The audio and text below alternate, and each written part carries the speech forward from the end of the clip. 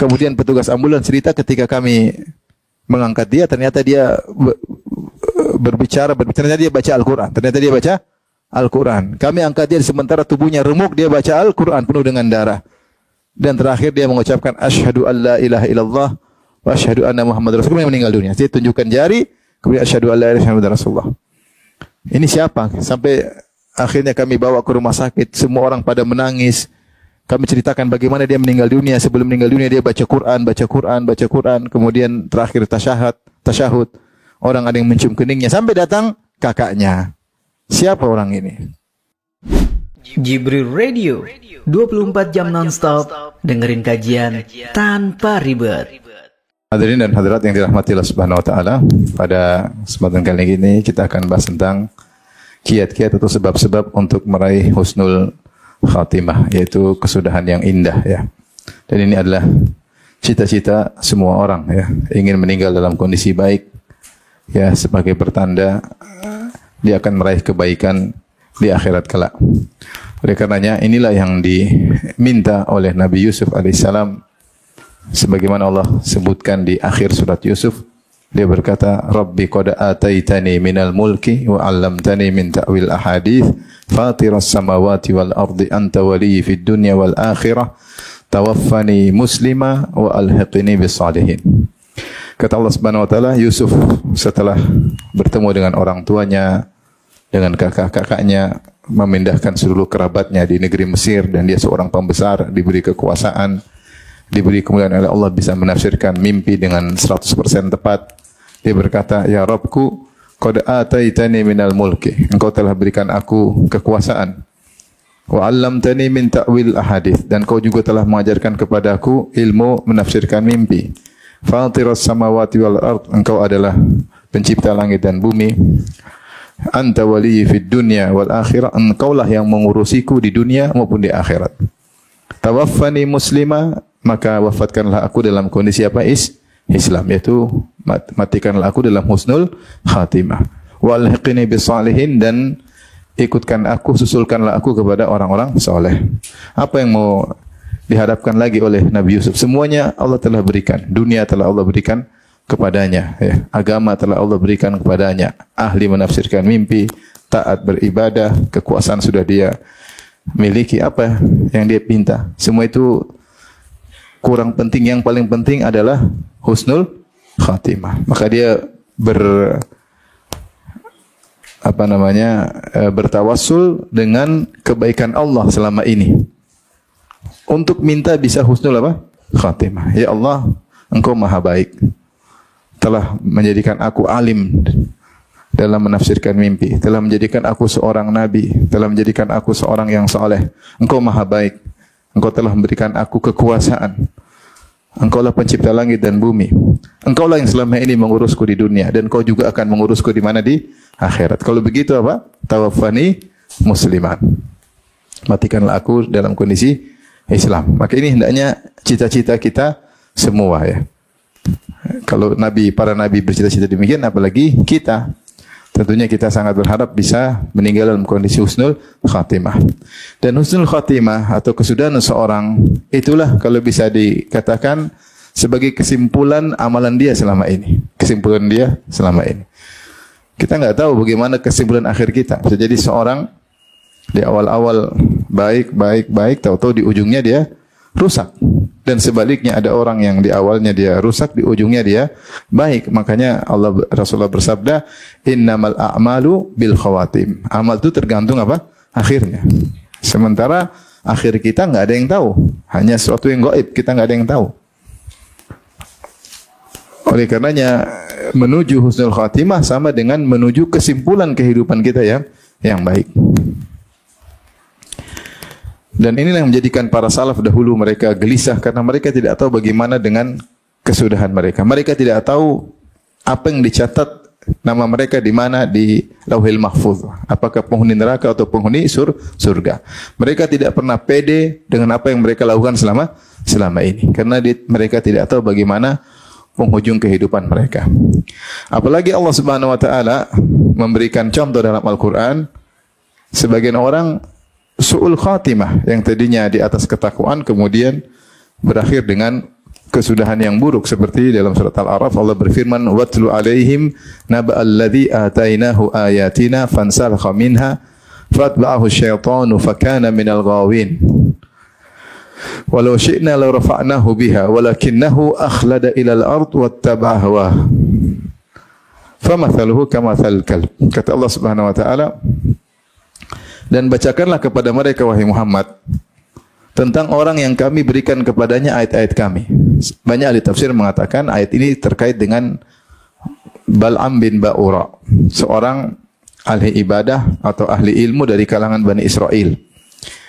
Yang Allah mengatakan atainahu ayatina, kami telah berikan kepada dia ayat-ayat kami, itu kami jadikan dia ahli dalam Taurat. Ahli Taurat itu alim, ya. Fansalakha minha, namun ternyata dia meninggalkan ayat-ayat kami, yaitu dia murtad, ya. Fansalakha fa'atba'u syaitan, maka ketika dia murtad dia ikuti oleh syaitan, maka syaitan pun menyesatkannya. Padahal Allah berfirman walau syi'na la rafa'nahu biha, kalau kami berkehendak ya fakana minal ghawin, maka dia pun menjadi orang sesat. Walau syi'na la rafa'nahu biha, kalau kami berkehendak kami akan muliakan dia dengan ayat-ayat kami. Orang kalau ahli Taurat mulia atau tidak? Mulia. Ahli Al-Quran mulia enggak? Taurat kitab suci, Al-Quran kitab suci. Walau syi'na la rafa'nahu biha, kalau kami berkehendak kami akan jadikan dia mulia. Walakinnahu akhladu ilal ard, akhlada ilal ard, tapi dia condong kepada dunia. Khilaf di kalangan para ahli tafsir. Apa maksudnya condong kepada dunia? Ada yang bilang dia cari kedudukan, ada yang mengatakan dia cari harta. Sehingga berubah, tadinya dia orang alim, harusnya mulia, harusnya dimuliakan di dunia dan di akhirat, karena dia mencari dunia, akhirnya dia su'ul khatimah. Walakinna akhlal al-ard wattaba'a hawah, maka dia ikuti hawa nafsunya, akhirnya meninggal dalam kondisi murtad. Ini kisah yang Allah sebutkan yang menunjukkan kita tidak tahu bagaimana penghujung seseorang dalam surat Al-A'raf, dan ini adalah dari kaum Nabi Musa alaihissalam, ya. Bal'am bin Ba'ura. Allah juga sebutkan tentang kisah Nabi Musa, ada orang-orang yang tadinya bermaksiat, justru ujungnya husnul khatimah. Siapa? Para penyihir Fir'aun. Para penyihir Fir'aun. Allah juga sebutkan kisah mereka. Yang tadinya mereka begitu semangat untuk berduel melawan utusan Allah, melawan Nabi Musa. Inna lana la ajran. Bahkan mereka datang kepada Fir'aun, wahai Fir'aun, kau ngundang kami untuk lawan Musa, dapat duit enggak?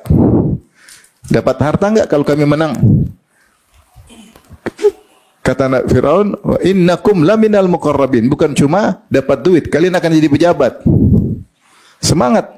Sudah puluhan tahun musyrik, bekerja, kerjaannya adalah syirik, menjadi penyihir, kemudian datang dengan niat untuk melawan Nabi Musa, berduel, ingin dapat harta, ingin jadi pejabat di kerajaan Fir'aun, tapi subhanallah di akhir ujungnya husnul khatimah. Subhanallah. Saya kadang renungkan kisah ini juga saya, ya, kalau Allah sudah takdirkan, ada saja sebab mereka husnul khatimah.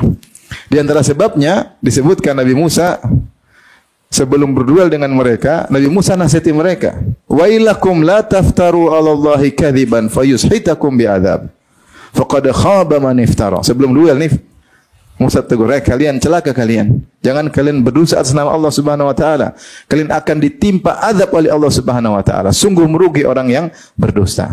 Fatanaza'u bainahum amrahum wa asarrun najwa. Akhirnya mereka jadi debat ketika itu. Ketika mendengar nasihat dari Nabi Musa, dari hati Nabi Musa masuk ke dalam hati mereka. Ini salah satu sebab akhirnya mereka ketika berduel, mereka tahu bahwasanya apa yang dibawa oleh Nabi Musa alaihissalam bukanlah sihir. Akhirnya mereka beriman. Fa'ulqiya saharatu sujada. Mereka pun sujud. Qalu amanna bi Rabbi Harun wa Musa. Kami beriman kepada Rabbnya Harun, Rabbnya Musa. Akhirnya mereka dibunuh, disalib, akhirnya masuk surga. Bayangkan dari kufur, beriman di penghujung hayat, enggak sampai 1 hari masuk surga. Bal'am bin Ba'ura beda, ahli Taurat, ahli ilmu, cinta dunia, ujungnya murtad, masuk neraka. Sehingga tidak ada yang bisa jamin bagaimana kesudahan kita. Oleh karenanya seorang berusaha untuk meraih husnul khatimah, Apa itu husnul khatimah? Husnul khatimah itu sederhananya itu seorang meninggal dalam kondisi bertakwa kepada Allah Subhanahu wa taala, sedang melakukan amal soleh, ya, sedang melakukan amal soleh, sedang sholat, sedang haji, sedang umrah, sedang silaturahmi, sedang membagi sedekah, ya, sedang berdakwah di jalan Allah Subhanahu wa taala, sedang mencari nafkah untuk anak istri karena Allah Subhanahu wa taala. Intinya sedang melakukan kegiatan amal soleh. Ya. Oleh karena dalam hadis kata Nabi sallallahu alaihi wasallam dalam musnad Imam Ahmad dan juga dalam Tirmizi dari Anas bin Malik radhiyallahu anhu, Nabi sallallahu alaihi wasallam bersabda, "Idza aradallahu bi 'abdin khairan ista'malahu." Kalau Allah menghendaki kebaikan yang besar bagi seorang hamba, dan ini sering dalam hadis atau dalam ayat menggunakan isim nakirah litafkhim, lita'zim, yaitu idza aradallahu ya bi 'abdin khairan, jika Allah menghendaki pada seorang hamba kebaikan. Khairan di sini munakkar, maksudnya kebaikan yang besar. Ya, ista'malahu, maka Allah akan gunakan dia atau Allah akan gunakan. Apa maksudnya kerjakan dia atau gunakan dia? Qila kaifa yasta'miluhu? Bagaimana Allah menggunakan dia atau mengkerjakan dia? Qala yuwaffiquhu li amalin salihin qabla al-maut. Yaitu Allah menggunakan dia di akhir hayatnya, diberi taufik untuk beramal saleh, thumma yaqbidhuhu alaihi, kemudian Allah cabut nyawanya. Yaitu inilah husnul khatimah, sebelum meninggal beramal saleh. Dalam riwayat yang lain Rasulullah bersabda, "Idza aradallahu bi 'abdin khairan asalahu." Jika Allah menghendaki kebaikan pada seorang, Allah kasih dia madu, memadukannya, artinya mungkin menjadikan dia menjadi indah. Qila wa ma asalahu? Ya, apa maksudnya Allah menjadikan dia atau memberi madu kepadanya? Qala yaftahu lahu amalan salihan qabla mautihi. Allah bukakan bagi dia amal soleh sebelum wafatnya. Thumma yaqbidhuhu alaihi, kemudian Allah wafatkan dia di atas amal soleh tersebut. Dalam hadis yang lain, hadis Abu Umamah Al-Bahili radhiyallahu anhu, Rasulullah bersabda, "Idza aradallahu bi 'abdin khairan tahharahu qabla mautihi." Kalau Allah ingin kebaikan bagi seorang hamba, Allah bersihkan dia sebelum dia meninggal dunia. Wa ma tuhurul 'abdi? Qalu wa ma tuhurul 'abdi? Bagaimana membersihkan hamba tersebut? Qala amalun salihun yulhimuhu iyyah. Allah mengilhamkan dia untuk melakukan amal saleh hatta yaqbidahu alaihi, kemudian Allah wafatkan dia di atas amal soleh tersebut. Ini namanya husnul khatimah. Adapun su'ul khatimah kebalikan, yaitu seorang meninggal dalam kondisi sedang bermaksiat. Sedang bermaksiat, sedang membangkang, sedang berdurhaka sama orang tua, sedang memutuskan silaturahmi, sedang berzina, sedang mabok, sedang berkhalwat dengan wanita, sedang bermaksiat dalam kesendiriannya, banyak. Dia bermaksiat, kemudian meninggal dunia, Allah cabut nyawanya, sedang dalam kondisi bermaksiat. Lagi main judi, kemudian meninggal. Ada orang, teman saya cerita, meninggal lagi pegang kartu judi. Akhirnya meninggal, tangannya begini, lagi pegang apa? Kartu judi. Ya, ada yang meninggal lagi berzina, di atas perut apa? Wanita. Ada berzina. Ada lagi narkoba, meninggal. Banyak orang maksiat. Lagi maksiat meninggal, lagi mabuk tewas, banyak. Ya. Lagi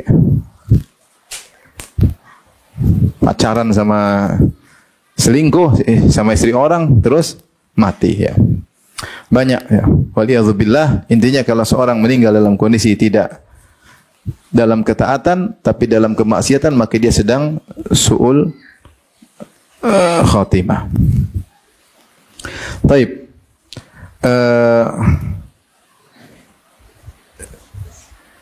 Pembahasan kita, ya, bagaimana cara husnul khatimah, apa kiat-kiat kita untuk husnul khatimah. Secara sederhana, untuk husnul khatimah bertakwa kepada Allah. Sederhana. Semua kiat-kiat yang kita sebutkan itu hanyalah penjelasan dari takwa kepada Allah. Allah berfirman, "Wa may yattaqillaha yaj'al lahu makhraja."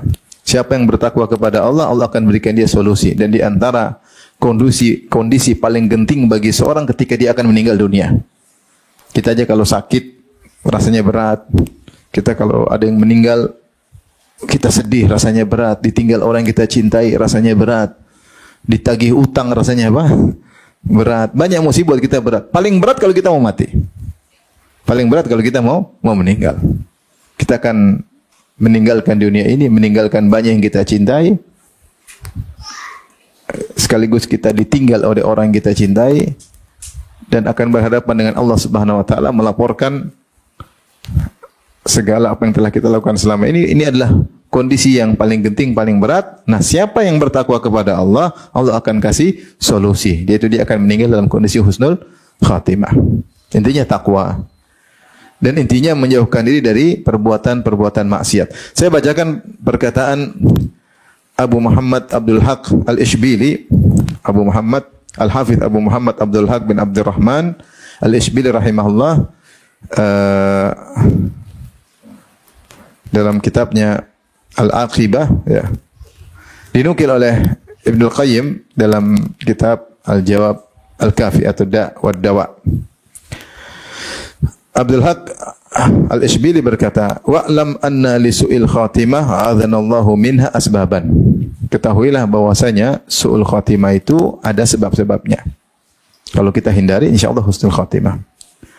Walaha turuqun, dan sebab-sebab su'ul khatimah itu ada sebab-sebabnya, ada juga jalan-jalannya. Wa abwab, dan ada pintu-pintu yang terbuka mengarah ke sana. A'zamuha al-ikbabu ala dunya. Paling besar buat orang su'ul khatimah yaitu tersungkur dalam dunia. Itu fokus dunia. Orientasinya selalu apa? Dunia. Cinta dunia berlebihan. Tidak mikirin akhirat, mikirin dunia, akhirnya su'ul apa? Khatimah. Wal i'rad anil ukhra, dan berpaling dari akhirat. Ini cinta dunia, tenggelam dalam dunia, berpaling dari akhirat, ini sebab utama su'ul khatimah. Satu beliau sebutkan. Yang berikutnya, wal iqdam wal jur'atu ala ma'asillah. Nekat maju, berani melakukan maksiat kepada Allah Subhanahu wa taala. Wa rubbama ghalaba 'alal insani darbun minal khati'ah wa naw'un minal ma'siyah wa janibun minal a'rad wa nasibun minal jur'a wal iqdam famalaka qalbahu. Bisa jadi seorang didominasi oleh sebagian bentuk dosa, satu jenis maksiat, bentuk berpaling dari Allah Subhanahu wa taala, dan ada keberanian dia untuk nekat bermaksiat, maka akhirnya famalaka qalbahu, artinya akhirnya maksiat tadi menguasai hatinya. Wasaba aqlahu, dan akhirnya akalnya terkurung oleh hawa nafsunya. Jiwanya tertawan oleh hawa nafsunya, dirinya tertawan, akalnya tertutup, didominasi oleh hawa nafsu. Wa atfa'a nurahu, akhirnya perbuatannya tadi memadamkan cahayanya, cahaya imannya. Wa arsala alaihi hajbahu, dan akhirnya perbuatan tersebut mengirim penghalang kepadanya. Falam tanfa fihi tadhkirah, maka nasihat apapun tidak akan bermanfaat baginya. Wala naja'at fihi mau'izah, dan tidak ada peringatan, wejangan yang bisa membuatnya sadar. Farubbama ja'ahul maut ala dzalik, ya. Bisa jadi dalam kondisi demikian kemudian dia meninggal dunia. Sebenarnya dia menyebutkan contoh-contoh orang yang su'ul khatimah. Kemudian beliau berkata pula,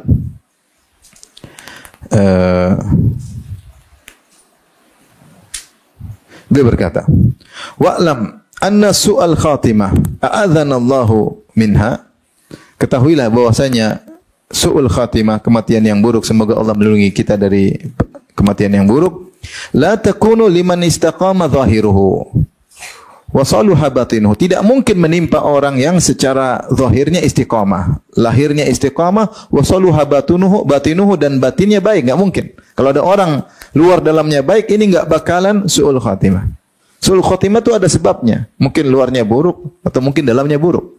Kalau dua-duanya baik, secara zahir istiqamah, batinnya baik, enggak mungkin su'ul khatimah. Ma sumi'a bihadza wala ulima bihi. Walhamdulillah, walillahil hamdu. Tidak pernah didengar ada orang istiqamah, kelihatan luar dalamnya baik, kemudian su'ul khatimah, enggak ada. Enggak ada. Kalau zahirnya baik tapi dalamnya buruk, su'ul khatimah, banyak kejadian. Ya.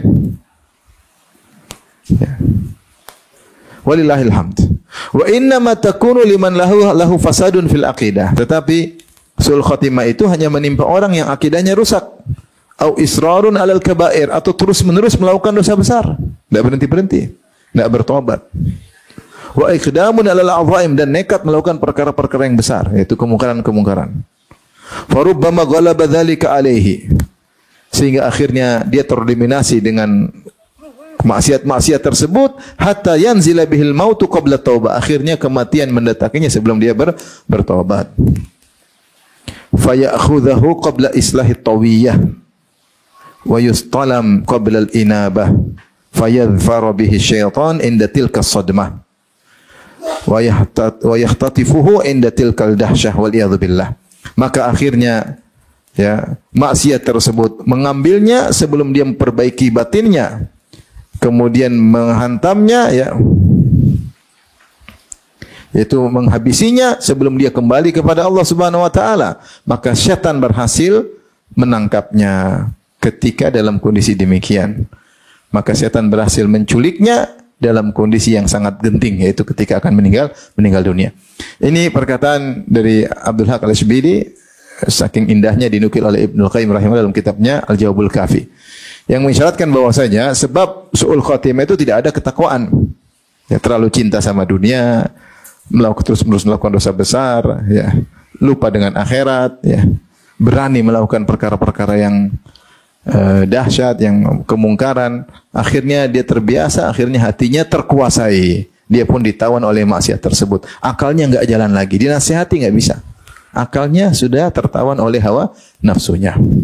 Sehingga akhirnya meninggal sebelum bertobat, meninggal sebelum kembali kepada Allah. Setan berhasil menangkap dia di akhir hayatnya. Dan sebagaimana kita ketahui, ya, di akhir hayat seorang, disitulah setan akan mengerahkan segala kekuatannya untuk merusak orang ini. Inilah kesempatan terakhir setan untuk mendakwahinya, untuk menjadi teman setan di neraka jahanam. Ya, mau dia rajin ibadah 60 tahun, nah ini terakhir kesempatan. Maka setan akan mengerahkan tenaganya untuk menggoda orang tersebut tatkala di penghujung hayatnya. Kalau seorang tidak dilindungi oleh Allah, tidak dinaungi oleh Allah, dia enggak bakalan bisa selamat. Kita tahu kita dalam kehidupan biasa aja betapa sering kita kalah dari setan. Sering atau tidak? Sering kita kalah dari setan. Ikuti hawa nafsu, akal kita enggak pakai, ikuti hawa nafsu, kita enggak mikir anak istri, ikuti hawa nafsu, kita menzalimi orang, hawa nafsu. Kita kalah dari setan padahal kondisi biasa. Bagaimana kondisi genting yang setan mengerahkan seluruh tenaganya untuk menjerumuskan kita, yaitu kapan? Ketika kita akan meninggal dunia. Makanya Rasulullah berdoa, "A'udzubika an yatakhabbatani syaitan indal maut." Di antara doa Nabi sallallahu alaihi wasallam, aku berlindung kepada engkau dari digoncangkan oleh syaitan ketika akan meninggal dunia. Itu di antara juga doa kita serius kalau baca doa sebelum salam, Allahumma inna a'udzubika min adzabi jahannam wa min adzabil qabri wa fitnatil mahya wal mamat. Ini di antara fitnah al-mamat. Itu fitnah ketika orang akan meninggal dunia, datang setan menggodanya. Kita hafal doa tersebut, kita sering baca, tapi perlu keseriusan. Karena perkaranya tidak mudah, perkaranya dahsyat. Ini penentu, innamal a'malu bil khawatim. Amalan tergantung apa? Ujungnya. Inilah kesimpulan hidup kita.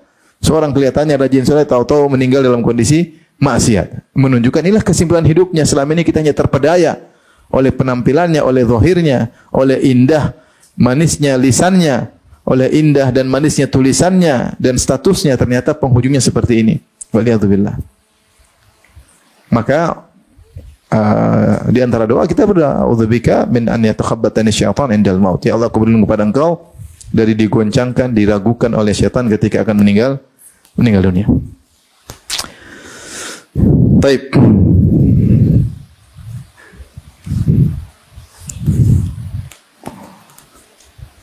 Sekarang kita akan bahas kiat-kiat husnul khatimah.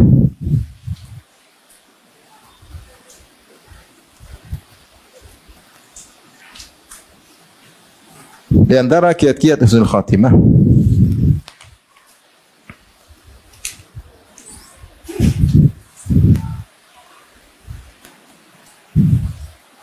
yaitu benar-benar mengkokohkan tauhid.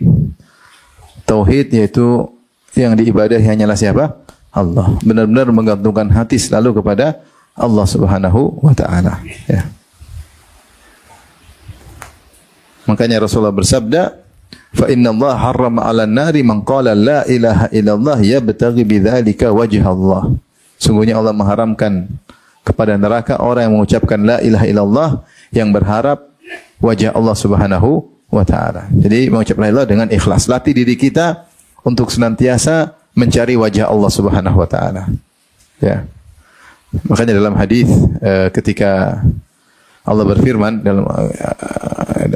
misalnya dalam firman Allah, "Kullu syai'un halikun illa wajhah." Semua akan sirna kecuali wajahnya, wajah Allah Subhanahu wa taala. Di antara tafsir terhadap ini dinukil oleh Al-Bukhari dalam sahihnya, "Illa ma urida bihi wajhullah."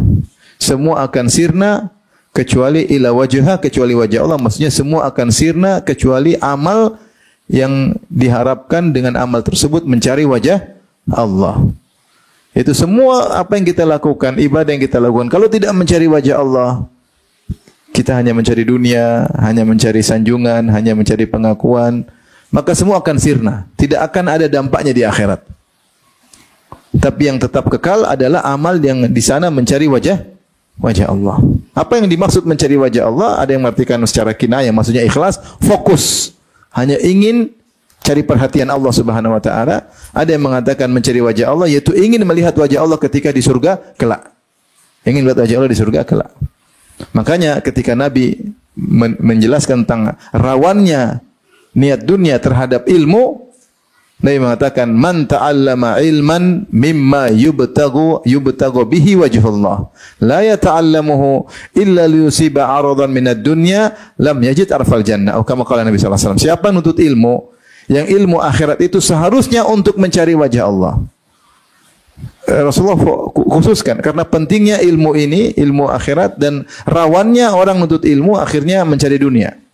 Entah mencari harta, entah mencari sanjungan, mencari kedudukan. Lihatlah tadi Bal'am bin Ba'ura, ahli ilmu atau tidak?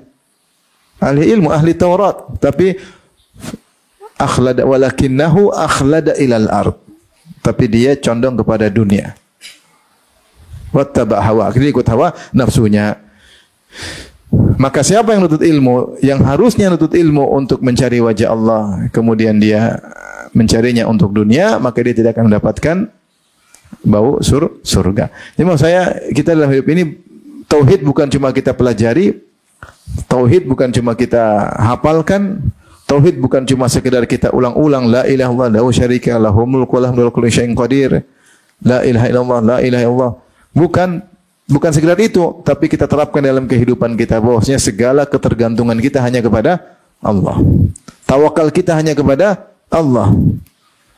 Yang antal muqaddim wa antal muakhiru la ilaha illa anta. Engkau Allah yang memajukan, engkau Allah yang memundurkan, itu engkau yang menentukan.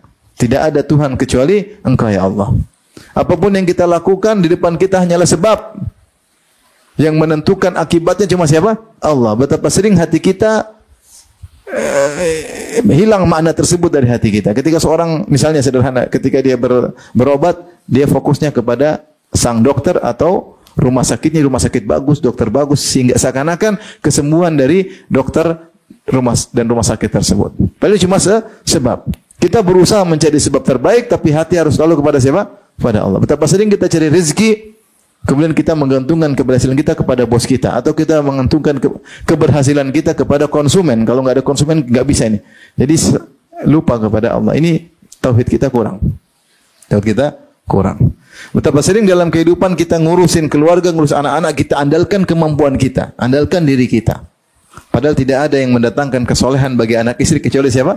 Allah. Jadi seringlah kita gantungkan diri kita kepada Allah. Itu tauhid. La haula wala quwata illa billah. La ilaha illallah. Siapa yang sering mengucapkan la ilaha illallah, memahami maknanya, menerapkan dalam kehidupannya, maka niscaya dia akan husnul khatimah. Karena Nabi mengatakan, fa inna Allah harrama 'alan nari man qala la ilaha illallah yabtaghi bihi bidzalika wajh Allah. Sungguhnya Allah mengharamkan atas neraka orang yang mengucapkan la ilaha illallah dengan mencari wajah Allah Subhanahu wa taala. Seringlah kita ingat Allah, seringlah kita bergantung kepada Allah. Makanya Nabi mengatakan, "Ya Hayyu ya Qayyum bi rahmatika astaghits fa aslih li sya'ni kullah wa la takilni ila nafsi tarfata ain." Ya Hayyu, wahai yang maha hidup, ya Qayyum, wahai yang maha tegak dan yang menegakkan yang lainnya. Ya.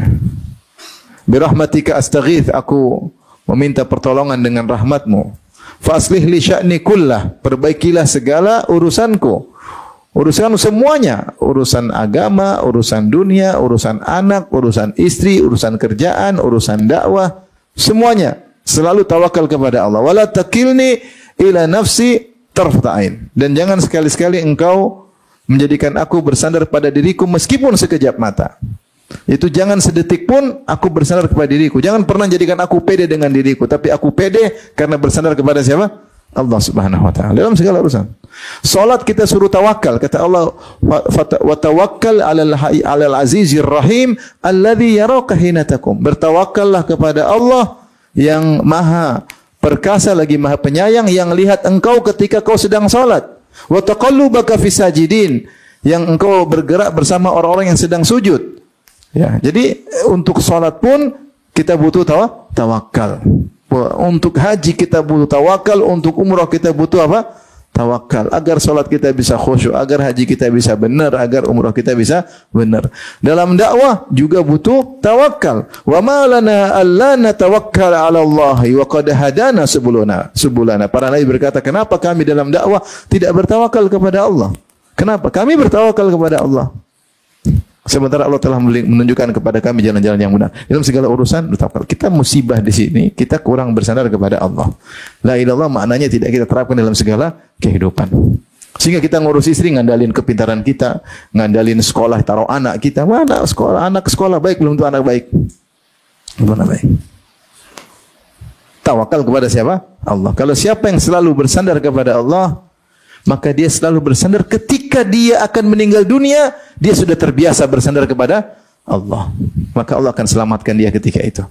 Allah akan selamatkan dia ketika itu. Baik, ini sebab yang pertama, perbaiki tauhid, ya.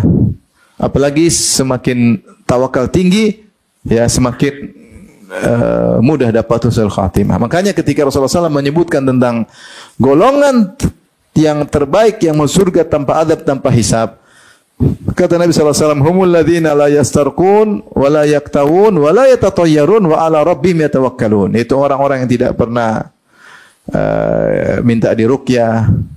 Orang-orang tidak pernah minta ruqyah sama orang lain, minta diruqyah sama orang lain. Orang-orang tidak pernah berobat dengan besi yang dipanaskan kai. Orang tidak pernah mengkaitkan tatayyur, nasib buruk, dengan angka atau burung atau hari atau apapun. Kemudian kata Nabi di akhirnya, wa ala rabbihim yatawakkalun, dan mereka bertawakal kepada Allah. Ini yang buat mereka spesial. Mereka mau surga tanpa hisab. Kata Rasulullah SAW, yadkhulul jannata qaumun afidatuhum atau aqwamun afidatuhum ka afidati tayr. Masuk surga suatu kaum yang hati mereka seperti hati burung. Kata para ulama, maksudnya sebagaimana tawakalnya burung. Burung itu bertawakal kepada Allah. Kemampuan dia terbatas, tapi dia bertawakal kepada Allah Subhanahu wa taala. Jadi tawakal ini sebab utama masuk surga, dan sebab utama kita ditolong oleh Allah, terutama dalam kondisi-kondisi yang genting. Dan kondisi paling genting adalah ketika kita mau meninggal dunia. Musibah paling besar ketika kita mau meninggal dunia. Ujian paling berat ketika kita mau meninggal dunia. Tapi kalau kita sering bertawakal, tauhid kita benar, insyaallah dimudahkan. Baik, ini yang berapa ini? Pertama ya. Yang kedua, kelanjutan daripada tauhid, yaitu ikhlas kepada Allah Subhanahu wa taala. Ikhlas.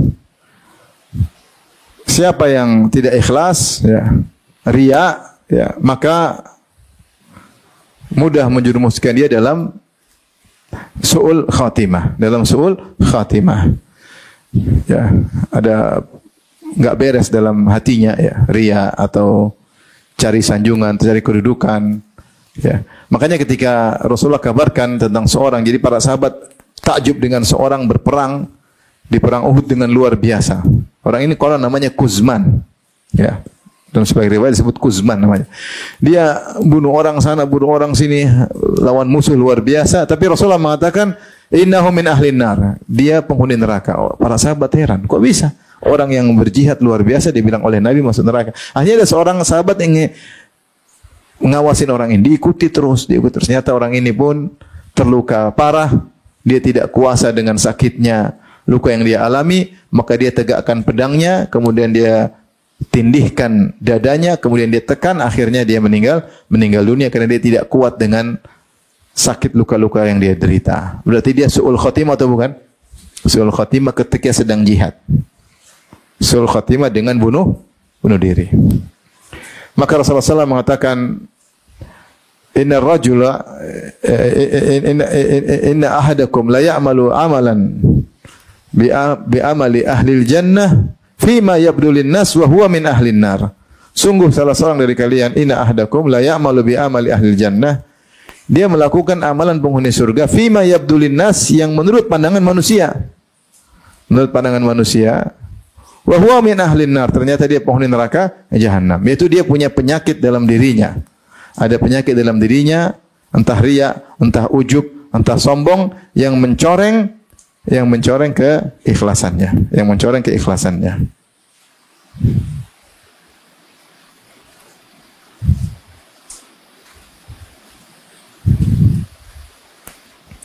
Saya bacakan perkataan Ibn Rajab.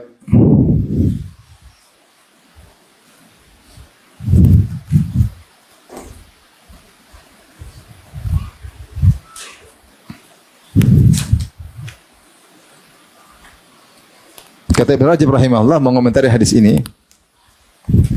Beliau berkata, qauluhu fima yabdu linnas. Adapun sabda Nabi SAW, orang ini melakukan amal soleh yang menurut pandangan manusia. Isyaratun ila anna batinal amr yakunu bi khilafi dzalik, yang menunjukkan bahwasanya batin orang ini tidak sesuai dengan zahirnya. Zahirnya soleh, batinnya enggak benar.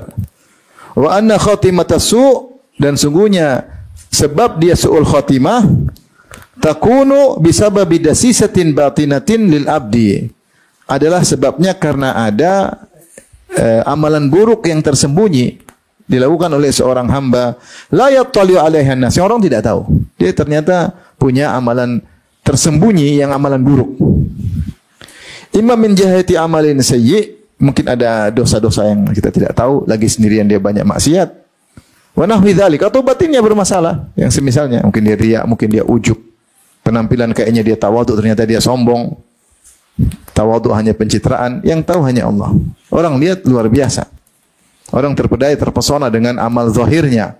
Tapi ternyata dia punya suatu yang tersembunyi yang mereka tidak tahu. Kata Ibn Rajab rahimahullah, fatilkal khaslatu al-khafiyyatu tujibu su'al khatimah.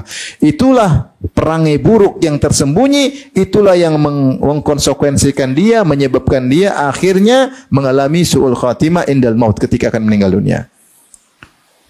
Kemudian beliau berkata sebaliknya, wa kadzalika qad ya'malu rajulu amal ahli nar. Bisa jadi ada seorang sebaliknya, dia melakukan maksiat secara zahir. Wa fi batinihi khaslatun khafiyyatun min khisalil khair. Tapi ternyata batinnya ada amal soleh yang luar biasa. Mungkin dia sabar, mungkin dia ikhlas, mungkin dia maksiat tapi dia tawadhu. Ya, dia tawadhu. Dia tidak sombong sama sekali, dia tidak merendahkan orang lain. Ternyata dia dalam kesendiriannya berbakti sama orang tua. Ternyata dia suka bantu kakak adiknya. Orang enggak lihat, orang enggak tahu. Fataglibu alaihi tilkal khaslah fi akhir umrihi. Namun di akhir hayatnya ternyata kebaikan itu mendominasi dia. Dia maksiat ada, tapi ketika di akhir hayat ternyata kebaikan batinnya itu lebih kuat daripada maksiat zahirnya. Akhirnya dia mengakibatkan fatujibu lahu husnul khatimah, membuat dia akhirnya husnul khatimah. Saya sering sampaikan cerita, ada kerabat saya kenal. Ya kalau bilang ya jarang sholat, kurang tahu baca Quran, pokoknya begitulah ya. Tapi orangnya terkenal sangat dermawan. Orangnya sangat terkenal suka sambung silaturahmi. Bahkan dia pernah kirim uang ke mana-mana untuk datang ke acara dia, kirim tiket agar datang ke acara dia di seluruh keluarga di Nusantara. Kalau nggak salah di antaranya keluarga saya juga. Saya lagi di Papua, saya belum kenal orang ini om saya belum kenal. Tahu-tahu dikirim tiket entah ibu saya, entah bapak saya berangkat untuk menghadiri acara. Jadi dia senang. Bahkan ketika saya menghadapi dia, bertemu dia di akhir hayatnya, dia bilang kita masih punya nenek. Dia perhatian. Jadi di antara keluarga besar ada nenek yang masih tua, yang harus kita perhatikan. Jadi dia silaturahminya luar biasa. Di akhir hayatnya, subhanallah. Ya sekedar ini, maksudnya tahu dia punya keponakan namanya Firanda. Akhirnya dia panggil saya, ketemu, akhirnya dia belajar Quran, akhirnya dia rajin ke masjid, akhirnya dia meninggal. Saya tanya istrinya, dia bertakbir Allahu Akbar atau asyhadu alla ilaha illallah wa asyhadu anna muhammadar rasulullah, meninggal dunia di akhir hayatnya.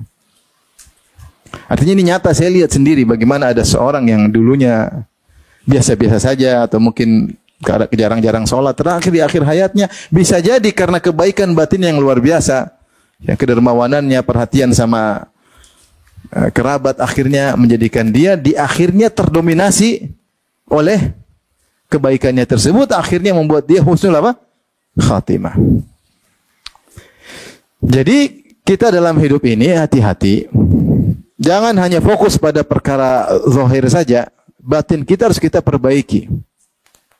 Jangan sampai ternyata kita riya, jangan sampai. Jangan sampai ternyata kita sombong. Ya. Jangan sampai ternyata kita suka merendahkan orang lain. Jangan sampai kita ujub, merasa hebat. Merasa hebat. Ya. Dan ini penyakit-penyakit batin inilah yang bisa menyebabkan seorang akhirnya di ujungnya menjadi su'ul khatimah. Ya.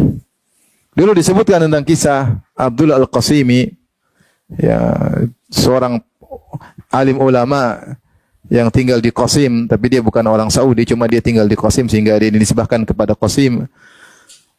Sampai dia menulis buku tentang bantahan terhadap paganisme, terhadap kesyirikan, terhadap bid'ah. Dia tulis buku sampai bukunya luar biasa, sampai banyak ulama bikin syair memujinya. Saking bagusnya buku itu, bagaimana kuat argumentasinya.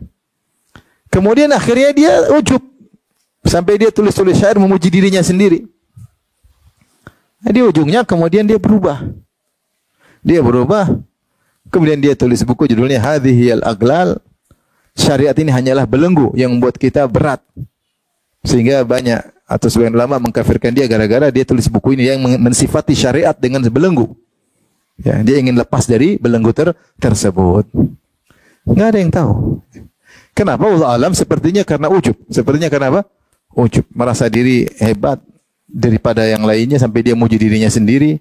Ya, akhirnya bisa tiba-tiba berubah.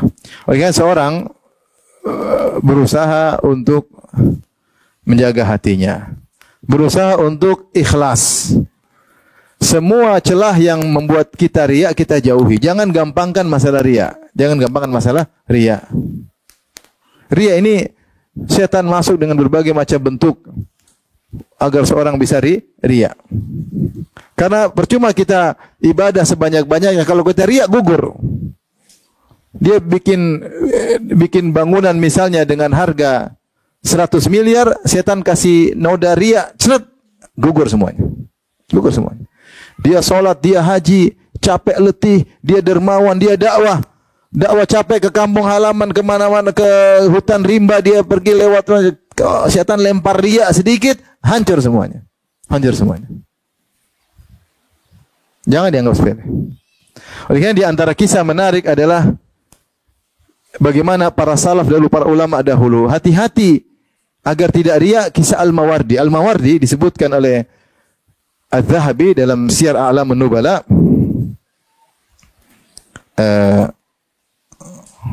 Saya bacakan ya, dalam Siyar A'lamun Nubala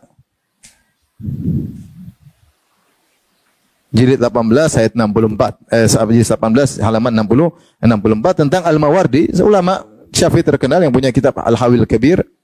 Ya. Dikatakan, kata Az-Zahabi, waqila innahu lam yudhhir syai'an min tasanifihi fi hayatihi. Dikatakan bahwasanya Al-Mawardi ini ketika dia masih hidup dia tidak mengeluarkan buku-bukunya. Dia banyak tulis ilmu tapi dia tidak keluarkan ke publik. Kalau dalam bahasa sekarang tidak dia cetak. Dia simpan aja, taruh di komputer kalau bahasa kita sekarang. Artinya dia tulis-tulis tapi dia tidak keluarkan untuk masyarakat. Wa jama'a fi mawdhi'in, dan dia kumpulkan hasil tulisannya pada suatu tempat. Falamma danat wafatuhu, ketika dia akan meninggal dunia, qala liman yathiqu bihi, maka dia berkata kepada orang yang dia percayai. Kata dia, al-kutubul lati fil makanil fulani kulluha tasnifi. Wahai fulan, itu ada tempat situ, semua buku yang ada di situ semua tulisanku, itu karyaku. Wa innama lam uzhirha li'anni lam ajid niyatan khalisatan. Tapi saya belum keluarkan, saya belum dapati niat yang baik dalam diriku. Jadi takut riya. Karena mungkin tulisannya bagus, rapi, ilmiah, dia takut riya. Kalau kita justru pamer, nih tulisan saya. Dia tidak mau keluarkan, kenapa dia bilang wa innama lam uzhirha li'anni lam ajid niyatan khalisah. Saya tidak munculkan buku-buku itu di publik, di masyarakat, karena saya belum menemukan hati saya punya niat yang ikhlas. Fa idza ayantul mauta, kalau saya sudah berhadapan dengan kematian, saya sudah lihat langsung malaikat maut datang. Wa waqa'tu fin naza', dan saya sudah sakratul maut, nyawaku sudah mau keluar. Faj'al yadaka fi yadi, pegang tanganku. Kalau saya sudah mati, kau pegang tanganku. Pegang tanganku. Fa in qubidtu 'alaiha wa asartuha, ya. Wa in qabattu 'alaiha wa asartuha fa'lam annahu lam yuqbal minni syai'un minha. Kalau ternyata saya pegang tanganmu ketika saya akan mati, kemudian saya tekan tanganmu, ketahuilah berarti itu semua amalku tidak diterima. Enggak usah disebarkan bukuku. Fa'mat ilal kutub wa alqiha fid dujlah. Ambil buku-bukuku semua, lemparkan dalam sungai Dujlah, yaitu musnahkan. Berarti saya tulis itu bukan karena Allah. Wa in basattu yadi fa'lam annaha qubilat. Kalau ternyata saya ketika pegang tanganmu saya tidak keremas tanganmu, tapi saya biarkan terbuka, ketahuilah bahwasanya buku-buku diterima oleh Allah Subhanahu wa taala. Maka sebarkanlah. Berkata laki tersebut, falamma tadhara wada'tu yadi fi yadihi, ketika Al-Mawardi sakaratul maut akan meninggal dunia, aku pun meletakkan tanganku di tangannya sesuai dengan wasiatnya. Fabasataha, maka ternyata dia tidak tekan, dia buka tangannya. Fa'adhartu kutubahu, maka saya pun sebarkan buku-bukunya. Maksudnya ini bagaimana orang takut riya sampai padahal buku-buku tersebut luar biasa, amal solehnya tidak mau dia tunjukkan. Dia bilang saya belum menemukan apa? Niat yang ikhlas. Sebenarnya sebagian salaf dikatakan kepadanya, ala tahdhurul janazah, tidakkah kau hadir melayat janazah? Kata dia, makanakum hatta uhdhurani. Tunggu dulu, sabar, saya hadirkan niat dulu. Saya ini mau ngelayat janazah, kenapa? Karena Allah, atau supaya dikatakan orang soleh, supaya dikatakan Masya Allah. Hadiri janazah banyak niat nggak?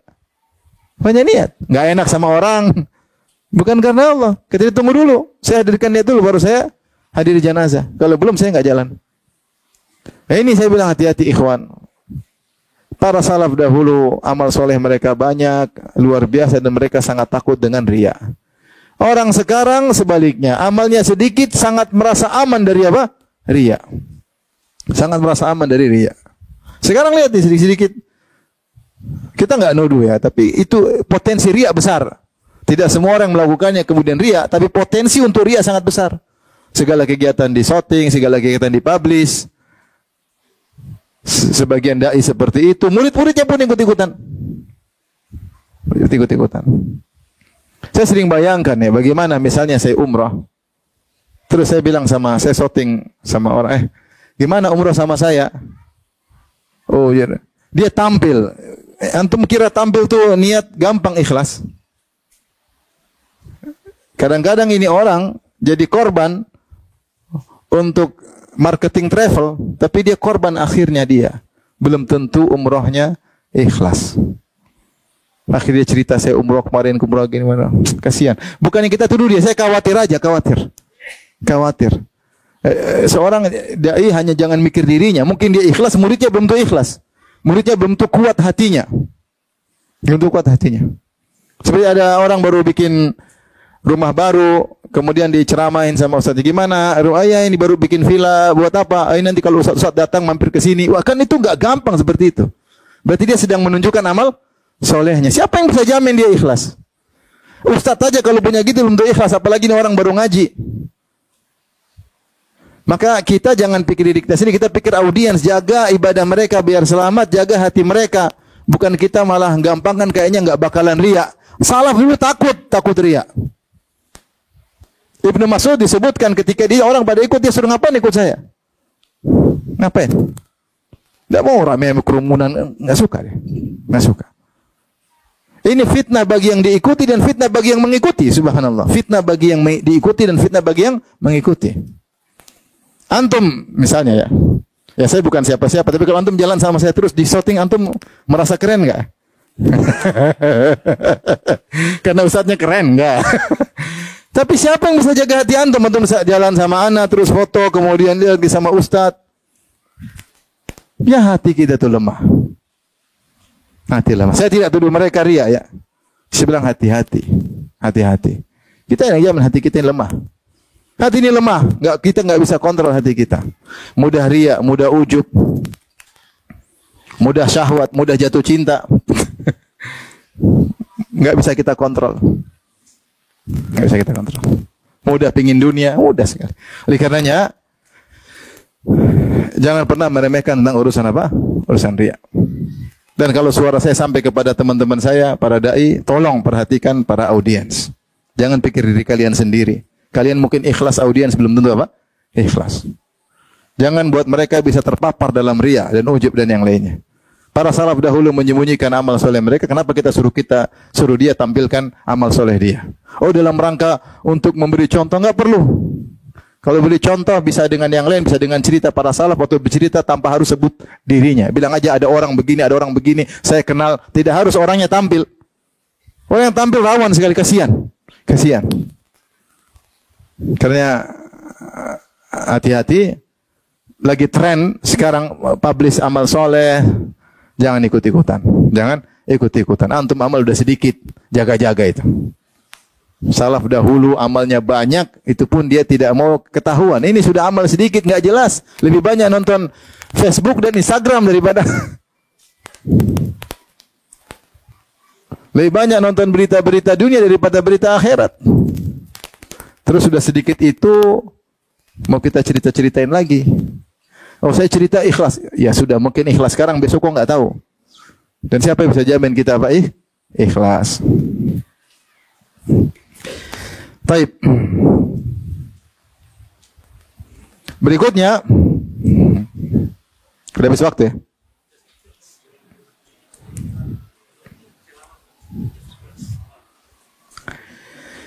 Di antara sebab untuk husnul khatimah, doa. Tadi saya doa, jangan lupa doa. Doa tadi antaranya doa Nabi Yusuf. Doa Nabi siapa? Tawaffani muslima walhiqni bis salihin. Wafatkanlah aku dalam kondisi Islam, yaitu dalam kondisi husnul khatimah. Wala tamutunna illa wa antum muslimun. Jangan sampai kalian mati kecuali dalam kondisi Islam, berserah diri kepada Allah. Maka Yusuf alaihissalam berdoa, tawaffani muslima, matikanlah kalau Islam, walhiqni bis salihin, dan susulkanlah aku kepada orang-orang saleh. Di antara doa tadi, yang kedua tadi apa? Ketika baca ta'awudz sebelum salam, a'udzubika min adzabi jahannam wa min adzabil qabri wa min fitnatil mahya wal mamat. Wa min fitnatil masihid dajjal. Perhatikan, fitnatil mamat kita harus fokus ketika baca, yaitu ya Allah, jangan sampai ketika aku akan mati dan setelah mati terfitnah. Ketika mati tidak bisa husnul khatimah, setelah mati tidak bisa jawab pertanyaan malaikat mungkar dan nakir, wal iyadzubillah. Di antara doa, a'udzubika min an yatakhabbatani syaitan minal maut, indal maut. A'udzubika min an yatakhabbatani syaitan indal maut. Ya Allah, aku berlindung kepada Engkau jangan sampai setan menggodaku, menggeserku, mengguncangku ketika aku akan meninggal dunia. Di antara doa Doa yang Nabi baca, Allahumma nas'aluka fi'lal khairat wa tarkal munkarat wa hubbal masakin wa an taghfirli wa tarhamani wa idza aradta bi ibadika fitnatan faqbidni ilaika minha ghairu maftun. Ya Allah, aku minta fi'lal khairat agar aku bisa berbuat kebaikan. Wa tarkal munkarat agar aku bisa meninggalkan kemungkaran-kemungkaran maksiat-maksiat. Wa hubbal masakin dan agar aku cinta kepada orang-orang miskin. Wa an taghfirli wa tarhamani dan agar engkau merahmatiku dan ampuni aku. Wa idza aradta bi ibadika fitnatan, kalau kau ingin memfitnah sebagian hamba-hambamu, faqbidni ilaika minha ghairu maftun, maka cabutlah nyawaku kepadamu tanpa terfitnah. Yaitu husnul khatimah. Sudah hafal belum? Doa yang juga kita bisa baca sebelum tidur ya.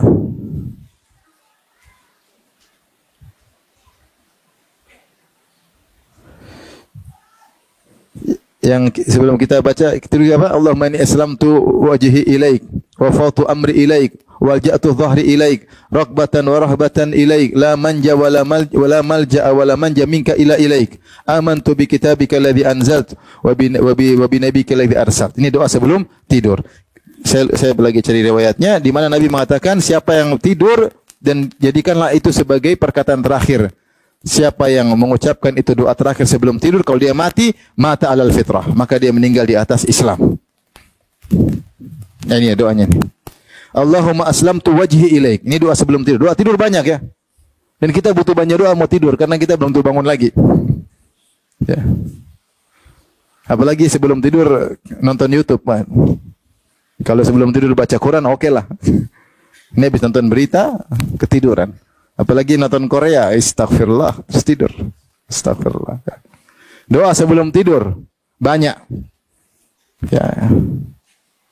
Di antaranya bismika Allahumma amutu wa ahya. Di antaranya Allahumma qini adzabak yauma tabatsu ibadak. Di antaranya subhanakallahumma rabbi bika wada'tu jambi wa bika arfa'uhu. Inna amsakta nafsi faghfir laha wa in arsaltaha fahfadha bima tahfadhu bi ibadika salihin. Di antaranya doa ini. Allahumma aslamtu wajhi ilaik. Ya Allah, aku serahkan wajahku kepadamu.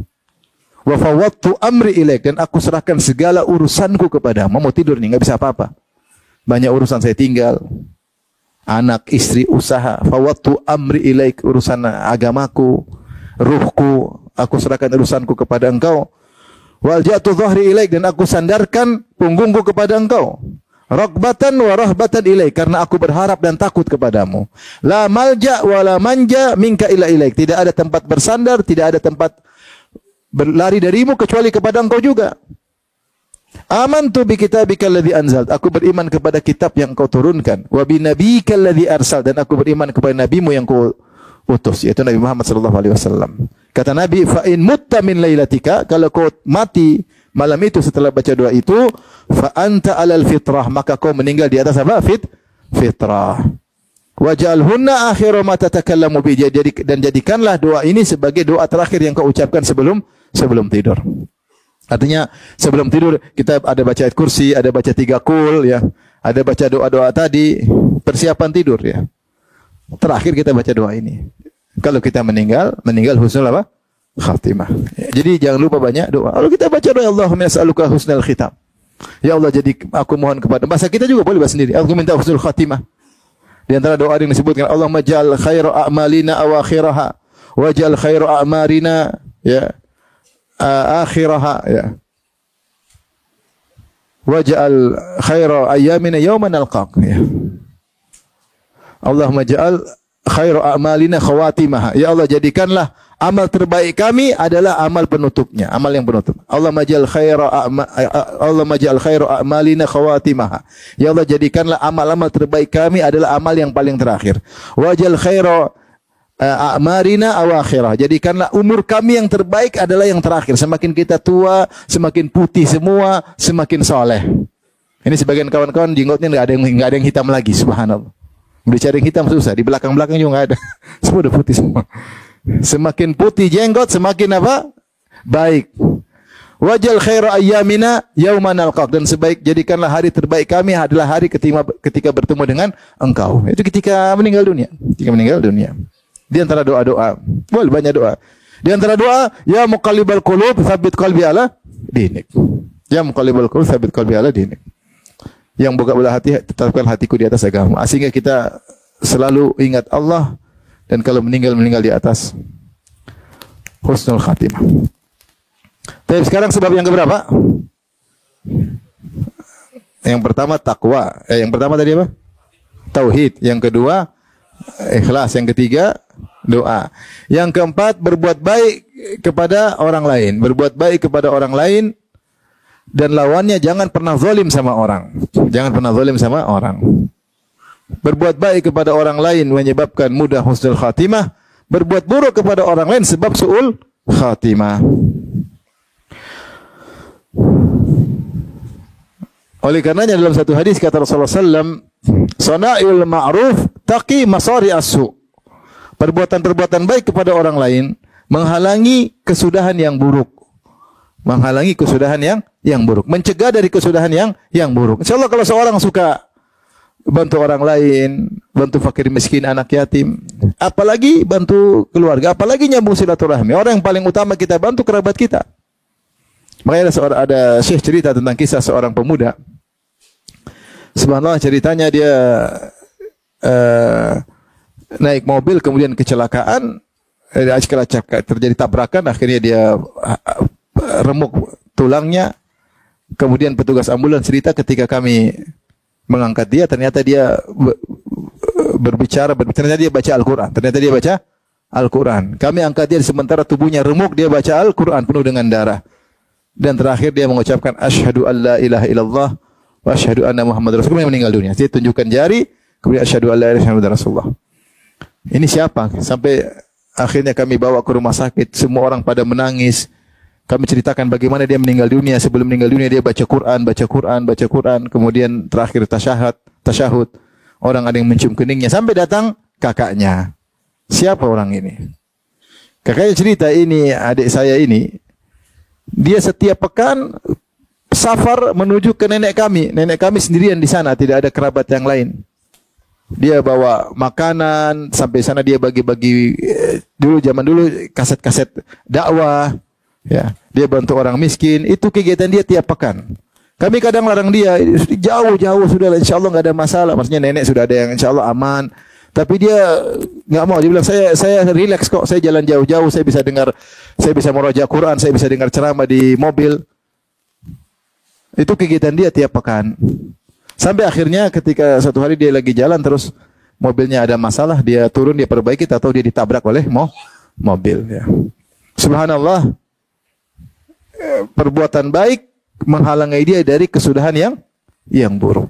Ternyata dia husnul khatimah. Dan di antara ciri husnul khatimah, di antaranya sahibul hadam. Sahibul hadam itu orang yang ditabrak atau yang kejatuhan, keruntuhan dalam kondisi sedang bertakwa, dan dia sedang bertakwa, sedang ingin menyambung silaturahmi kepada neneknya, orang tua yang sendirian di kampung sana, meninggal dalam kondisi demikian. Inilah impian kita semua, bisa meninggal dalam kondisi sedang bertakwa kepada Allah Subhanahu wa taala. Maka jangan ragu-ragu untuk berbuat baik kepada orang lain, tapi ikhlas karena Allah.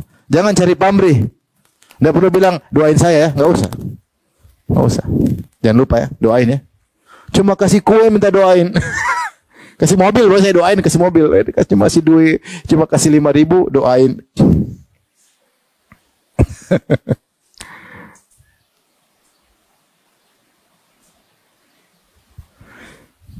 Oleh karenanya, jangan ragu-ragu untuk berbuat baik sama orang lain, terutama kerabat. Kakak, adik, om, tante. Berbuat baik, di antara berbuat baik bukan sekedar materi saja, di antara juga menyampaikan ilmu, membantu para dai di kampung-kampung yang butuh biaya untuk membagi kebahagiaan bagi masyarakat, bantu mereka. Berbuat baik sama orang lain, materi maupun manfaat. Nah, insyaallah itu sebab seorang dinirakan dari su'ul khatimah. Su'ul khatimah. Sebaliknya, hati-hati dari berbuat kezaliman.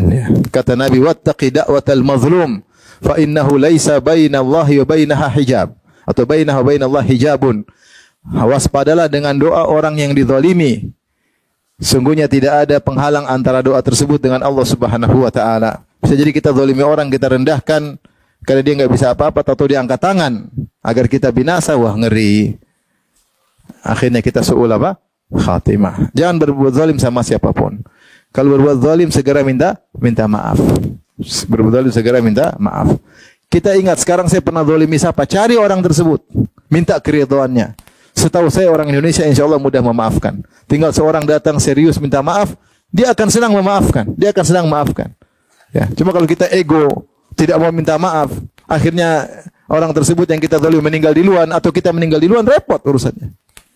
Maka seorang berusaha tidak menzalimi orang lain.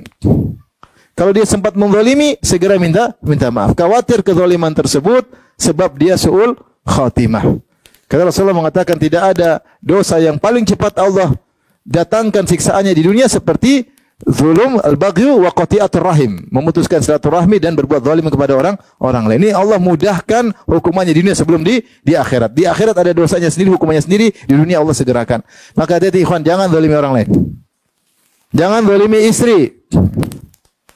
Orang dekat kita zalimi. Disuruh terus enggak pernah dimanjain. Ya.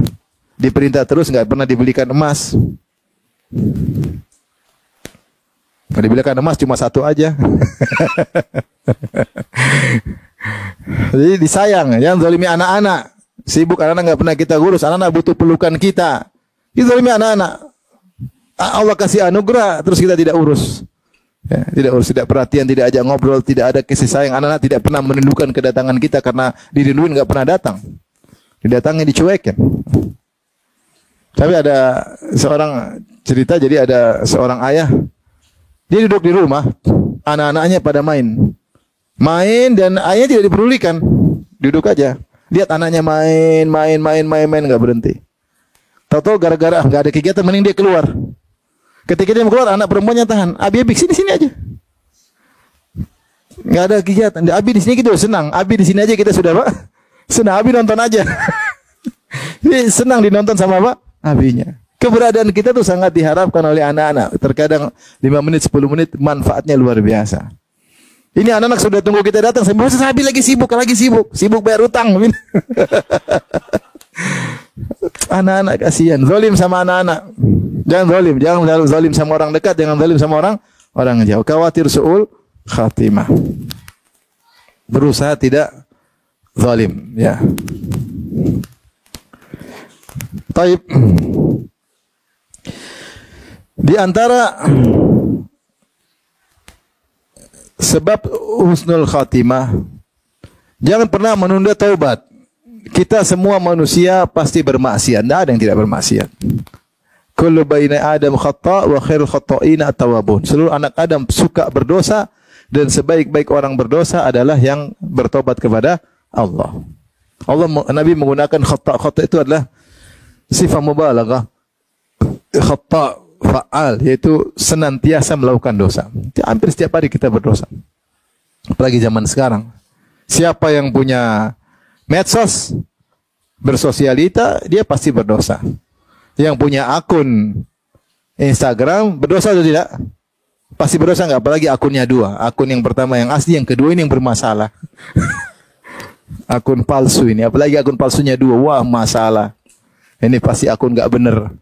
Kalau akun benar, jujur dia. Kalau dia enggak jujur, pasti akun untuk mata-mata.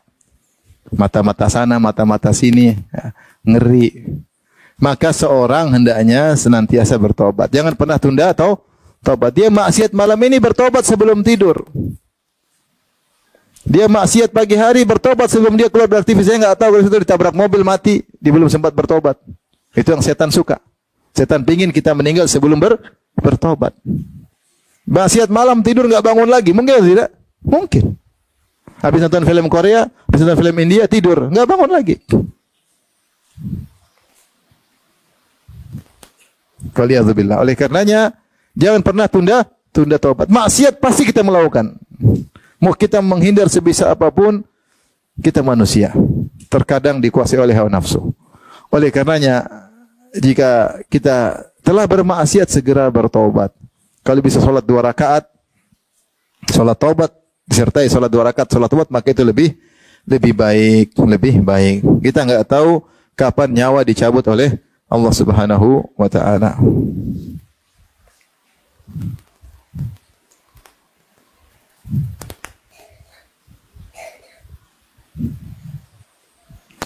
Baik, di antara sebab seorang mendapatkan husnul khatimah yaitu jujur ya. Allah berfirman, ya ayyuhalladzina amanu taqullaha wa kunu ma'as shadiqin. Wahai orang beriman, bertakwalah kepada Allah dan hendaknya kalian bersama orang-orang yang jujur.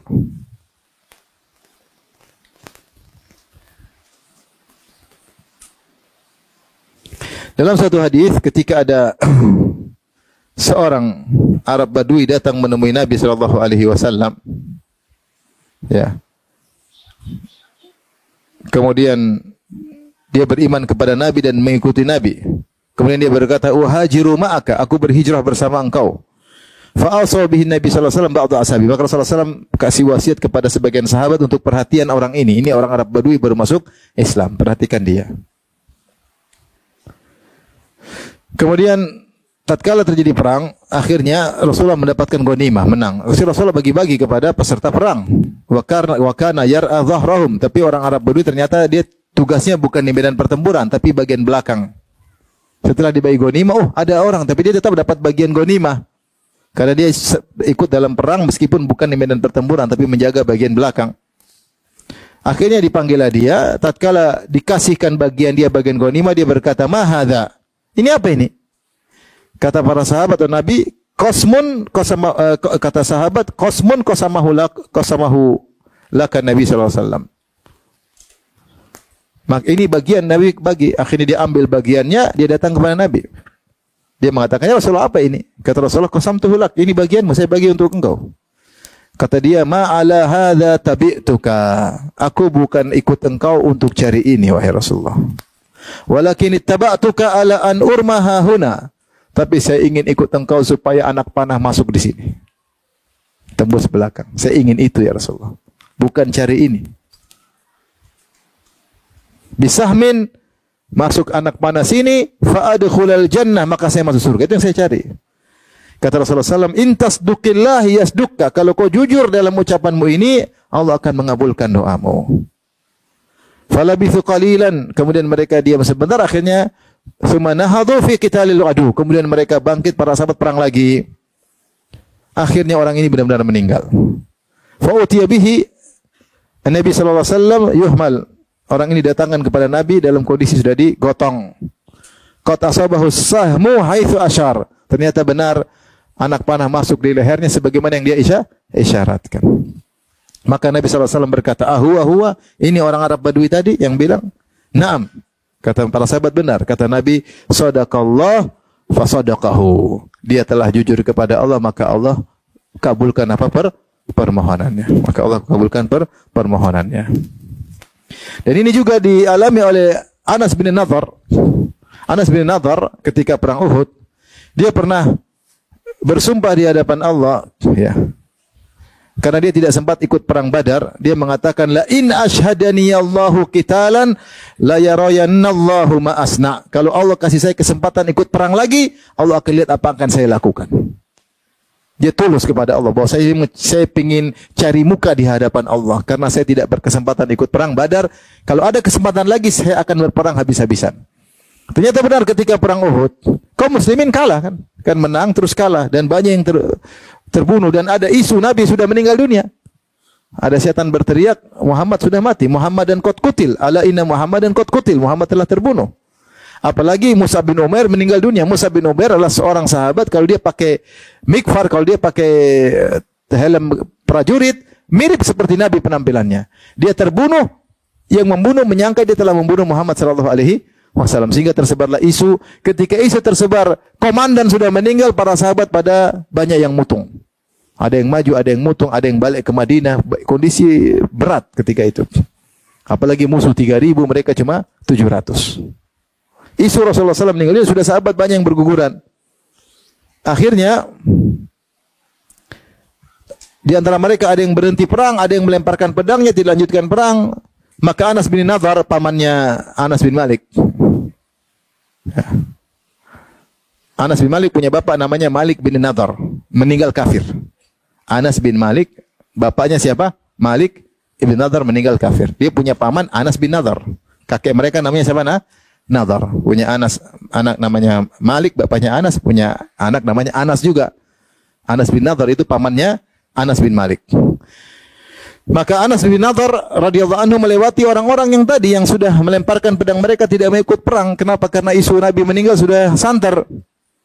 Maka Anas berkata, ya, "Matan tadhirun, apa yang kalian tunggu?" Faqalu qutila Rasulullah sallallahu alaihi wasallam. Rasulullah sudah meninggal, ngapain kita perang lagi? Qala matasnauna bil hayati ba'dahu. Terus ngapain kita hidup kalau Rasulullah sudah meninggal? Kata Anas bin Nadhr, "Ayo kita perang aja. Nabi sudah meninggal, ngapain hidup perang?" Qumu famutu ala ma mata alaihi Rasulullah sallallahu alaihi wasallam. Ayo bangkitlah, matilah di atas apa yang dijalani oleh Nabi. Mati syahid sebagaimana Nabi sallallahu alaihi wasallam. Dia juga menyangka Nabi sudah meninggal dunia. Thumma qala, kemudian dia berdoa, Allahumma inni a'tadzuru ilaika mimma sana'a haula. Ya Allah, aku minta uzur kepada Engkau atas yang dilakukan oleh teman-temanku yang tidak mau perang lagi. Wa abra ilaika mimma sana'a haula, dan aku berlepas diri apa yang dilakukan oleh kaum musyrikin yang telah membunuh kaum muslimin. Kemudian dia pun maju. Ketika dia maju, dia ketemu dengan Sa'ad bin Mu'adz radhiyallahu anhu, pimpinan suku Aus. Dia berkata, "Aina ya Aba Umair?" Kemana kau hendak pergi, wahai Abu Umair? Anas bin Nadhr berkata, "Wahan larihul jannati ya Sa'ad." Menuju surga. Menuju aroma surga. Inni ajidu duna Uhud. Aku cium aroma surga dari arah gunung Uhud. Thumma madha. Kemudian dia maju dan akhirnya bertempur, akhirnya dia tewas. Saking banyak luka di tubuhnya, tidak ada yang mengenal dia kecuali saudari perempuannya. Dilihat, ini jari-jarinya jari kakak saya. Subhanallah, karena dia maju luar biasa, ditemukan pada dirinya bitun wa thamanun, ada 80 lebih bekas luka. Di antara tombak, panah, pedang, semua terdapat dalam tubuhnya. Ini contoh. Jadi kalau dia jujur, tulus, Allah akan mudahkan apa? Urusannya. Dan akan membuat dia husnul khatimah, ya. Sudah terlalu lama, ya. Baik. Jadi jangan bohong-bohong, ikhwan. Jangan suka menggampangkan apa bohong. Wa kunu ma'as shadiqin, bersama orang-orang yang jujur. Lihat bagaimana Ka'ab bin Malik jujur ketika ditanya oleh Nabi kenapa tidak ikut perang Tabuk, dia cerita, "Saya tidak ada uzur, memang saya malas-malasan, akhirnya tidak jadi berangkat." Kelihatannya sulit orang jujur, tapi ujungnya indah. Tapi ujungnya apa? Indah. Orang yang bohong kelihatannya selamat, ujungnya enggak selamat. Kata Nabi sallallahu alaihi wasallam, "Alaika bisidq, fa inna sidqa yahdi ilal birr wa innal birra yahdi ilal jannah." Hendaknya kalian jujur. Sungguhnya kejujuran itu mengantarkan kepada kebajikan dan kebajikan mengantarkan kepada surga. Wala yazalur rajulu yasduq wa yataharras sidq hatta yuktaba indallahi siddiqan. Senantiasa seorang jujur dan berusaha untuk jujur pada kondisi-kondisi dia mau bohong, enggaklah, saya jujur aja. Setiap ada kondisi membuat dia selamat, kalau dia bohong, dia berusaha jujur. Senantiasa dia demikian sampai Allah catat stempel ini orang jujur. Ya, jujur masuk surga, husnul khatimah. Wa iyyaka wal kadhib, atau iyyakum wal kadhib, waspadalah kalian daripada dusta. Fa innal kadhiba yahdi ilal fujur, sungguhnya dusta mengantarkan kepada kemaksiatan. Wa innal fujura yahdi ilan nar, dan kefajiran mengantarkan kepada neraka jahanam. Wala yazalur rajulu yakdzib, ada seorang suka dusta. Wa yataharral kadhib, bahkan dia, ini kesempatan bisa bohong nih. Oh, mantap bisa bohong nih. Oh, saya jago, saya bohongin dia. Bahkan dia bangga kalau bisa bohongin orang. Ada penjual bisa bohongin konsumen, saya ketipu semua, untung banyak. Bangga dengan kebohongan. Udah biasa bohongin istri. Udah biasa bohongin suami. Bilang pengajian padahal ke mall. Bohongin istri juga sering. Bilang lagi di grup urusan dakwah, ternyata chatting sama istri orang. Bohong. Senantiasa berbohong, wa yataharral kadzib, bahkan ada dia sengaja berdusta. Hatta yuktaba indallahi kadzaban, sampai distempel oleh tukang dusta. Ngeri kalau ditempel sana. Kalau orang sudah distempel tukang dusta, bagi dia dusta tuh kayak biasa aja, enggak ada urusan, enggak ada takut, khawatir, enggak ada. Kalau sudah ahli berdusta. Sudah biasa. Kalau dosa sekali mungkin gemetar.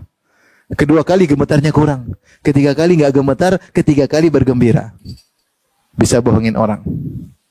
Jadi kalau pingin husnul khatimah, jangan lupa untuk senantiasa jujur, ya, tulus kepada Allah Subhanahu wa taala, ya, sehingga Allah anugerahkan husnul khatimah. Yang terakhir, berapa? Berbaik sangka kepada Allah Subhanahu. Ini sangat penting. Kata Rasulullah SAW bersabda, la yamutanna ahadukum illa wa huwa yusinu dhanna birrabbi azza wa jalla. Jangan sekali-sekali kalian meninggal, salah seorang dari kalian meninggal kecuali dia berbaik sangka kepada Allah.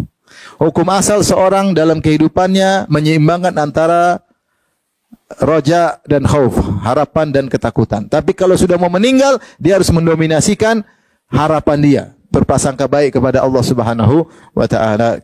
Dalam suatu hadis dari dalam Sunan Ibnu Majah dari hadis Anas bin Malik radhiyallahu anhu, anna Nabi sallallahu alaihi wasallam dakhala ala syabin. Rasulullah menjenguk seorang anak muda.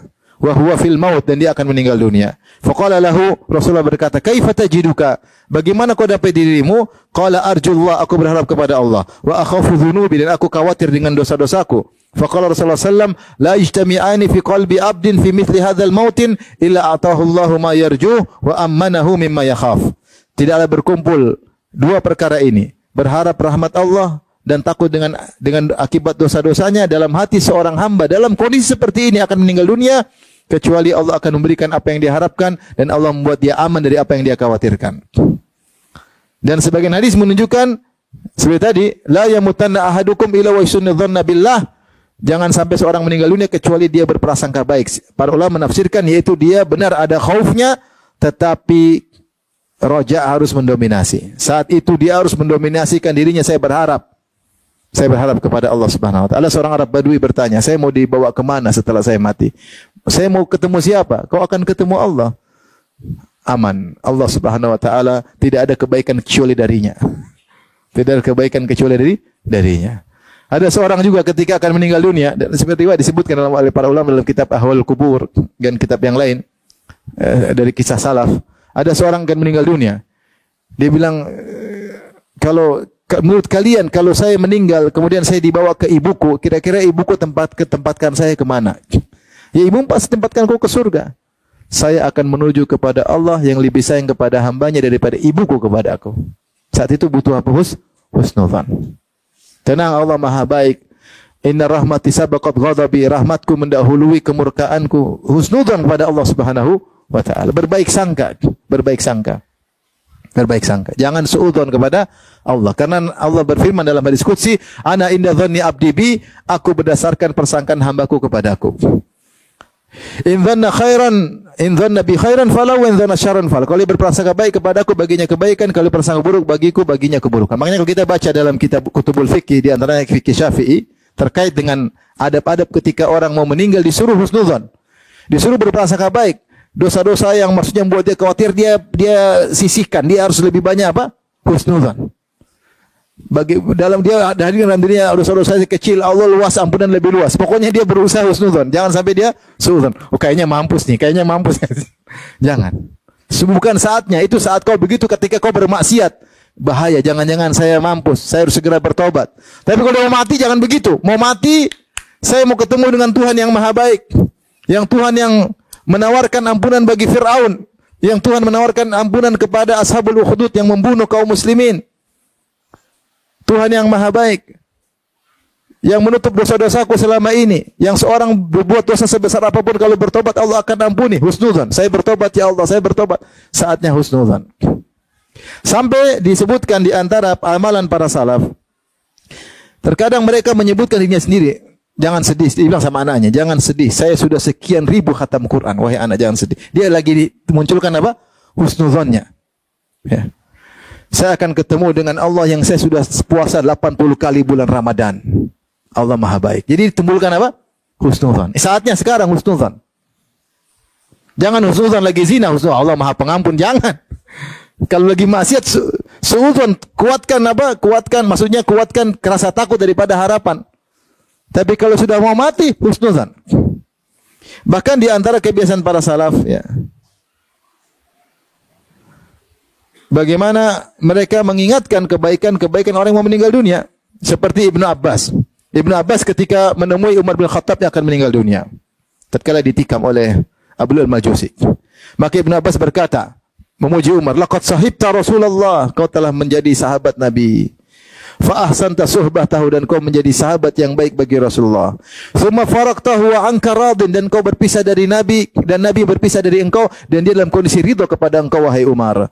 Tsumma sahabta Abu Bakrin fa ahsanta suhbatahu. Kemudian kau berteman bersahabat dengan Abu Bakar setelah Nabi meninggal dan kau berbuat persahabatan yang baik dengan Abu Bakar. Tsumma faraqtahu wa huwa anka radin, kemudian kau berpisah darinya sementara dia ridha kepada engkau. Tsumma sahabtahum, kemudian kau bersahabat dengan kaum muslimin, fa ahsanta suhbatahum, dan kau memunculkan persahabatan yang baik dengan kaum muslimin. Wala in faraqtahum la tufariqannahum wa hum anka radun. Kalau engkau pun meninggalkan kaum muslimin, mereka akan ridha kepadamu. Ibnu Abbas juga ketika Aisyah akan meninggal dunia, Ibnu Abbas memuji Aisyah untuk memperkuat harapan. Kata Ibnu Abbas, fa anti bi khairin insyaallah, ibunda engkau dalam kebaikan insyaallah. Zaujatu Rasulillah, engkau istrinya Rasulullah sallallahu alaihi wasallam. Walam yankah bikran ghairaka, Rasulullah tidak pernah menikahi wanita gadis kecuali engkau. Wa nazala uzruki minas sama ghairaki walam yankih bikran ghairaki, Rasulullah tidak pernah menikah gadis kecuali engkau. Wa nazala uzruki minas sama, dan Allah turunkan ayat-ayat untuk membela engkau dari langit. Bergembiralah. Ya.